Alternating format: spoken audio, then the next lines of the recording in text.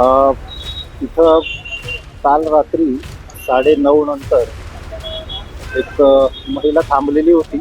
तिचं नाव वगैरे अजून समजलेलं नाही, परंतु तिच्याबद्दल अशी माहिती प्राप्त झाली की इथं जो रात्रीचा ट्रॅफिकचा स्टाफ होता आणि पाऊस येत होता म्हणून त्यांनी तिला इथं आश्रयाला थांबवलं होतं.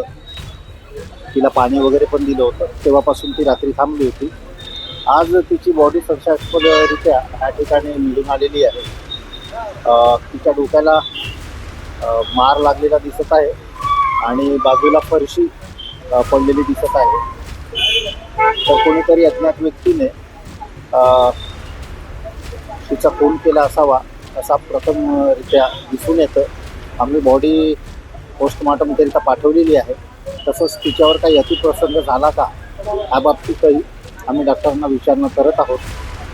सदर परिसरात आजूबाजूला जे CCTV आहेत ते सगळे आम्ही तपासून बघत आहोत की कोणी संशयास्पद दिसून येतो का.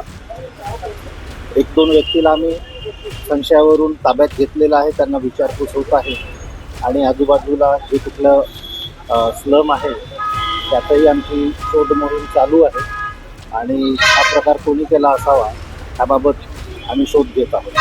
जो महिला है जिनकी उम्र एकूण कितनी वाटते आणि काय भिकारी असू शकते का, असा काही डॉट आहे का? जवळपास 60 वर्षे वयाची ती वृद्ध महिला आहे.